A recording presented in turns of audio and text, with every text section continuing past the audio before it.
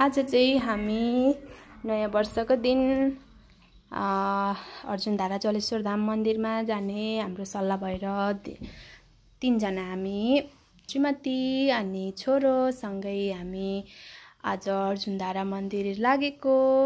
अनि त्यसै गरी बाटोमा है जाँदाखेरि हल्का चिसो चिसो बिहानको मौसम भएर पनि हैन एकदमै रमाइलो भएको थियो।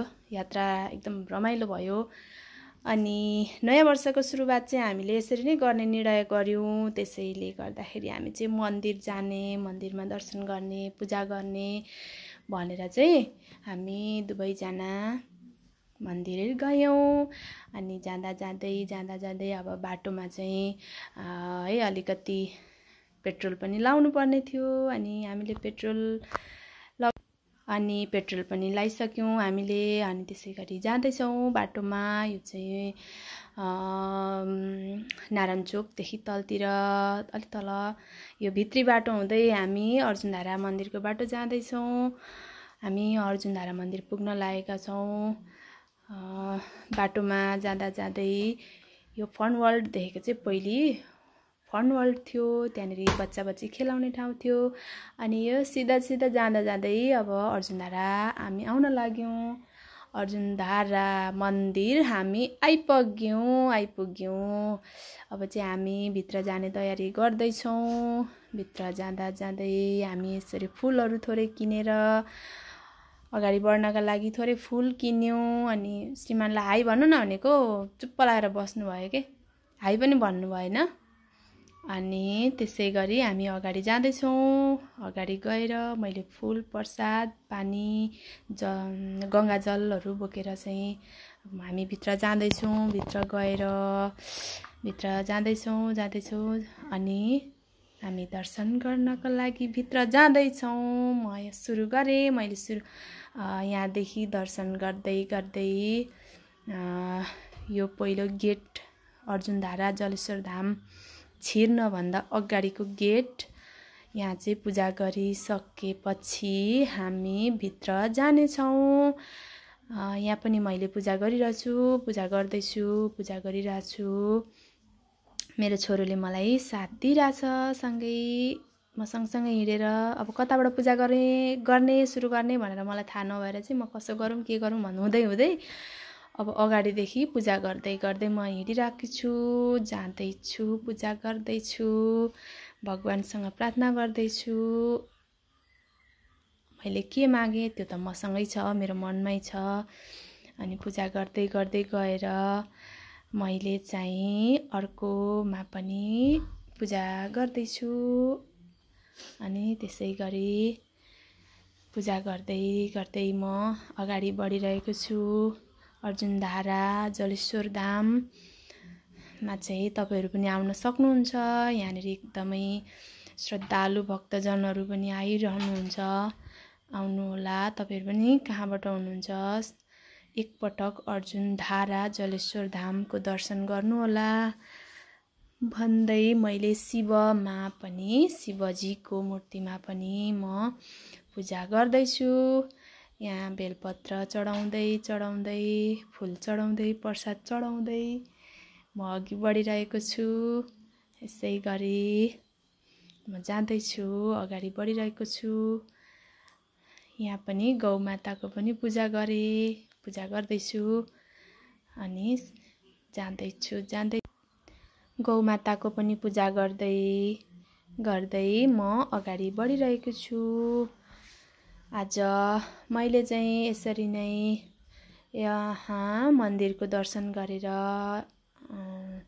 यो 2082 सालको सुरुवात गरिरहेको छु। तपाईहरुले कसरी गर्नुभयो मलाई कमेन्ट बक्समा कमेन्ट छोड्नु होला। मैले चाहिँ यसरी नै सुरुवात गरेको छु। 82 सालको नयाँ वर्षको सुरुको दिन वैशाख 1 गतेको दिन मेरो चाहिँ यसरी नै सुरु भएको छ। अब यसरी मैले यहाँ पनि पूजा गरिसकेँ। अब यसै गरी मैले यो सबै यहाँभित्र पनि पूजा आराधना गरिसकेर म निस्किसकेकी छु। यहाँ पनि निस्किसकेको छु। यहाँनिर नाग देवताको पनि पूजा गरिरहेकी छु। यहाँबाट चाहिँ निकै सबै मन्दिरहरूलाई पनि दर्शन यहीँबाट मैले गरिसकेको छु, गर्दैछु। अनि त्यसै गरी यहाँ म चाहिँ बाती बालेर अनि अगरबत्ती बालेर पूजाहरू गरिरहेकी छु। पूजा गर्दै गर्दै हामी अगाडि बढ्दैछौँ। मलाई मेरो छोराले पनि सँगसँगै पूजा गर्दैछ, साथ दिइरहेको छ। यसरी नै मैले चाहिँ पूजा गर्दै गर्दै गर्दै अगाडि बढिरहेको छु। मलाई पूजा गर्न त कसरी के गर्ने भन्ने कुरा नै आउँदैन। त्यही भए पनि मैले जति जाने जति सकेँ मैले त्यति नै गरिरहेको छु।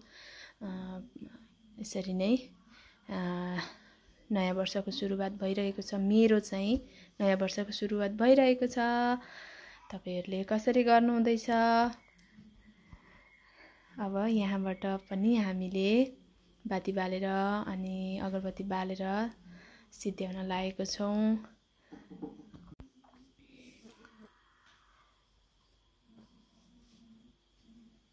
मेरो बत्ती चाहिँ सानो बलेर अनि त्यसमा फेरि पनि मैले जलाएर चाहिँ फेरि पनि उयो गरिरहेको छु हैन। आजको पूजा मैले यहाँबाट गर्ने गरेर म अब हिँड्न लागेँ। यहाँनिर चाहिँ धारा रहेको छ। अर्जुन धारा जलेश्वर धाममा आउनुहुँदाखेरि यहाँको धाराको पानीले चाहिँ के भन्छ त्यसलाई मलाई भन्न आएन। जे भने पनि यहाँको श्रद्धालु भक्तजनहरूले चाहिँ त्यो धारामा आएर पानीहरू लाने ओर्ने गर्नुहुन्छ अनि आफूलाई उयो गर्नुहुन्छ, चढाउनुहुन्छ हैन।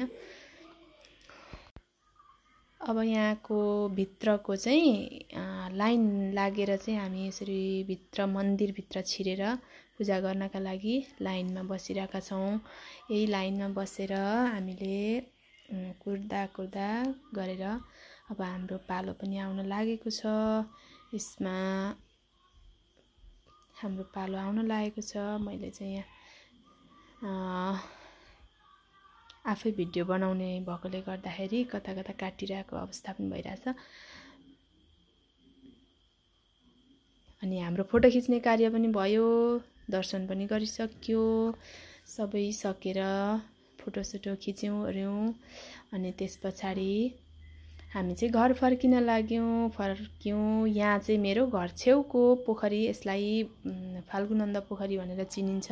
यहाँ चाहिँ हामी बुढाबुढीको चाहिँ एकदम फेभरेट ठाउँ क्या। यहाँनिर टिकटक बनाउने ठाउँ रहेको छ भन्दै बिदा हुन